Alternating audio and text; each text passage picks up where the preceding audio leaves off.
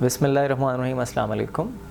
मेरा नाम डॉक्टर सैयद अली हुसैन है और आज हम बात करेंगे कि एक बैलेंस्ड डाइट क्या होती है।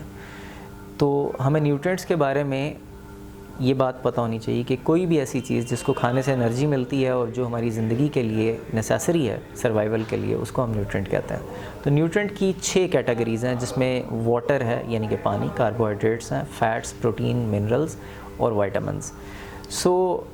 आपने बहुत से लोगों को ये कहते हुए सुना होगा कि जी विटामिन्स का इस्तेमाल करें, कुछ लोग मिनरल का इस्तेमाल करने पे तवज्जो देते हैं, जबकि कलेक्टिवली एक बैलेंस डाइट में ये सारी चीज़ें होती हैं और इन सारी चीज़ों को होना चाहिए। तो आज हम बात करेंगे कि कौन सी चीज़ें आपने किस क्वांटिटी में इस्तेमाल करनी है। तो सबसे पहले पानी की बात करते हैं।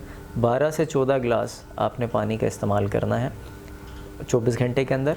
और बहुत ज़्यादा एक्टिविटी, अगर आप फ़िज़िकल एक्टिविटी या एक्सरसाइज करने जा रहे हैं या करके आए हैं फ़ौरन, फिर आपने पानी का इस्तेमाल ज़्यादा नहीं करना, आप कम पानी का इस्तेमाल करेंगे। बट पूरे 24 घंटे में आपने पानी का इस्तेमाल इस कदर करना है कि आप 12 से 14 गिलास पानी पी लें। दूसरे नंबर पे कार्बोहाइड्रेट्स हैं, जो कि शुगर्स से मिलके बनती हैं। ये सैकराइड्स या शुगर्स होती हैं और इसमें एक कंसेप्शन हमारे यहाँ पाकिस्तान में ये भी है, कंसेप्ट ये भी है कि फ्रूट्स के अंदर जो है वो बहुत अच्छी किस्म की कार्बोहाइड्रेट्स होती हैं या शुगर्स होती हैं। तो देखें, फ्रूट्स में फ्रक्टोज़ का एलिमेंट ज़्यादा है, जबकि फ्रक्टोज़ ही जो लिपिड है उसकी प्रोडक्शन में इस्तेमाल होता है। तो आपको ये बात जहन में रखनी है कि मीठा किसी भी हालत के अंदर हो, चाहे वो फ्रूट्स की तरफ से आ रहा हो या वो किसी नेचुरल सोर्स से है या किसी और सोर्स से है, तो वो आपने उसका इस्तेमाल कम से कम करना है। जो कार्बोहाइड्रेट्स हैं, इसमें आपने शुगर्स को ख़ास तौर पे 19% तक रखना है, यानी कि 20%। आपके पूरे दिन की जो डाइट है उसका 20% हिस्सा जो है ये हो सकता है। इसी तरीके से कम्प्लेक्स कार्बोहाइड्रेट्स हैं, तो इसको आप तकरीबन 18 से 20% इसको भी रख सकते हैं। जबकि प्रोटीन का जो इंटेक है वो 16-17% होना चाहिए। प्रोटीन के अंदर आपकी फ़िश है, चिकन है, इसी तरीके से बड़ा गोश्त आ जाता है, छोटा गोश्त आ जाता है, ये आपने इस्तेमाल करना है। और इसके बाद जो आपके पास एलिमेंट है वो लिपिड्स का है, ये फ़ैट्स का है। तो फ़ैट्स भी बहुत ज़रूरी हैं और फ़ैट्स को डबल करना है एज़ कम्पेयर टू शुगर्स। अब ये बड़ी मज़े की चीज़ होगी कि लोग फ़ैट से दूर भागते हैं, और हमारे यहाँ ये कंसेप्ट है, आमतौर पे मुझे जो स्टूडेंट्स या पेशेंट्स मिलते हैं वो ये कहते हैं कि जी चर्बी खाने से, फ़ैट्स को कंज्यूम करने से जो है वो बंदा मोटा हो जाता है। तो ये एक रॉन्ग कंसेप्ट है, ऐसा नहीं है। फ़ैट्स में एनर्जी ज़्यादा होती है, लेकिन फ़ैट्स से लिपिड्स नहीं बनते, बल्कि फ्रक्टोज़ से लिपिड जो है वो बनता है। तो ये एक ऐसी चीज़ है जो एक डॉक्टर भी समझ सकता है या एलाइड हेल्थ साइंसेज का स्टूडेंट भी समझ सकता है, लेकिन एक लेमैन के लिए ये बात जानना ज़रूरी है कि शुगर्स यानी कि जो मीठा है उससे आपकी बॉडी में या मेरी बॉडी में फ़ैट्स बनते हैं, जबकि फ़ैट्स या चर्बी की बेसिस पे मेरी बॉडी में या आपकी बॉडी में फ़ैट्स नहीं बनते। तो इसलिए हम रेड मीट भी ले सकते हैं, वाइट मीट भी ले सकते हैं, और हम चिकन भी इस्तेमाल कर सकते हैं, हम बीफ भी इस्तेमाल कर सकते हैं, मटन भी इस्तेमाल कर सकते हैं, और मुख्तलिफ़ तरीके से जो और हमारे प्रोटीन के सोर्सेज हैं, जिसमें लेग्यूम्स हैं, दालें हैं हमारी, तो वो भी हम इस्तेमाल कर सकते हैं और वो ज़्यादा हेल्दी हैं इनसे। इसके बाद जो है वो प्रोटीन्स की खैर कई टाइप्स हैं, और हमें कोशिश यही करनी चाहिए कि हम सिंपलर प्रोटीन्स भी कंज्यूम करें। इसमें 4 क्लासेस हैं, तो हमें सारी तरह की प्रोटीन्स इस्तेमाल करनी चाहिए। और हमारा जो पाकिस्तानी फ़ूड है वो है भी ऐसा कि इसमें चारों तरह की प्रोटीन्स जो हैं वो मिल जाती हैं हमें।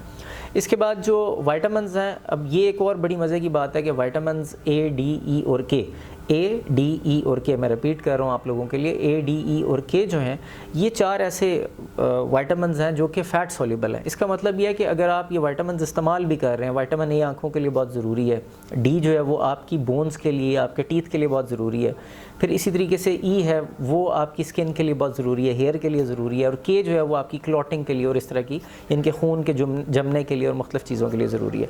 ये चारों जो विटामिन्स हैं ये फ़ैट सोल्यूबल है, यानी कि अगर आपकी बॉडी में आपकी डाइट में फ़ैट नहीं है तो ये इनकी एब्जॉर्प्शन पुअर होगी या ये एब्जॉर्ब नहीं होंगे, तो फिर इसकी वजह से भी आपकी बॉडी में इन जो विटामिन्स हैं इनकी डेफिशिएंसी हो सकती है। तो बच्चों को ख़ास तौर पे आपने जहन में रखना है कि बच्चों को आपने फ़ैट्स की तरफ लेके जाना है वो फ़ैट्स खाएं। उसमें बटर हो सकता है, specially I am not talking about margarine, तो मैं बटर ही की एग्जांपल दे रहा हूँ। बटर है, घी है, देसी घी जो हम इस्तेमाल कर सकते हैं। इवन एनिमल फ़ैट है, जो चर्बी है, वो भी हेल्दी है अगर आप उसको प्रॉपर वे में यूटिलाइज़ करें। इसके बाद लास्टली जो है वो मिनरल्स आ जाते हैं। तो हमारे यहाँ मिनरल्स का जो सोर्सेज हैं उनमें पानी स्पेशली जो है वो एक अच्छा सोर्स है। अगर आपको पानी साफ़ मिलता है उसके अंदर मिनरल्स का कंटेंट होता है। और इसके अलावा जो है वो हमारे यहाँ ऐसी मेडिसिन अवेलेबल है, मल्टीविटामिन्स वगैरह, जो जिसके अंदर ये सारे मिनरल्स वगैरह अवेलेबल होते हैं। तो किसी भी अच्छे ब्रांड के आप ले सकते हैं। ये जो 6 चीज़ें जिसकी मैंने बात की है, इन 6 के 6 को आपने अपने जहन में रखना है। फ़ैट को आपने अपनी बॉडी में इंट्रोड्यूस कराना है, फ़ैट का इंटेक ज़्यादा करना है, जबकि शुगर का इंटेक जो है वो कम से कम करना है। अगर आप 30 से 50 मिनट्स की एक्टिविटी करते हैं पर डे, तो अगर आप जितना खाना आजकल खा रहे हैं लेट्स से किसी भी पर डे में, उतना ही खाना शुरू करें और उतना ही खाना रखें, जबकि अपनी जो डाइट है उसकी कंपोजिशन को चेंज कर दें, तो आपका वेट ऑटोमेटिकली मेंटेन हो जाएगा। अगर आप वेट को रिड्यूस करना चाहते हैं तो वेट को रिड्यूस करने के लिए आपने एक तो कैलोरिक काउंट कम कर देना है। ये बहुत सिंपल सी बात है। आपने अपनी बॉडी को डिप्राइव नहीं करना फूड से, ठीक है। बहुत से लोग ये काम करते हैं कि वो जो फूड इनटेक है उसको कम करते हैं। मील स्किप नहीं करना आपने। मील स्किप किए जा सकते हैं उस कंडीशन में अगर आपने सुबह और शाम में इतना खाना खाया कि जो आपकी कैलोरिक इनटेक है वो पूरी हो रही है, तो फिर आप एक वक्त का खाना छोड़ सकते हैं, जैसे हम रमज़ान शरीफ में छोड़ देते हैं, और या किसी की रूटीन है कि वो सिर्फ सुबह खाता है और रात को खाता है, तो इस तरीके से हम कर सकते हैं। लेकिन अगर आप ये समझें कि मैं सुबह का नाश्ता छोड़ दूँ, दिन का खाना छोड़ दूँ और फिर रात का खाना खा लूँ, या कुछ दिन स्किप कर लूँ और कुछ दिन खा लूँ, तो ऐसा नहीं है। आपकी बॉडी ऑटोमेटिकली वो जो गेन आपने वेट को रिड्यूस किया है वो उसको दोबारा से गेन कर लेती है। तो इसलिए इस पॉइंट को समझें कि आपने एक्सरसाइज ज़रूर करनी है। सो एक्सरसाइज की डेफिनेशन ये है कि ऐसी कोई भी एक्टिविटी जिसमें आपका हार्ट रेट यानी कि दिल की धड़कन और आपका रेस्पिरेटरी रेट, आपके जो सांस है वो फूले।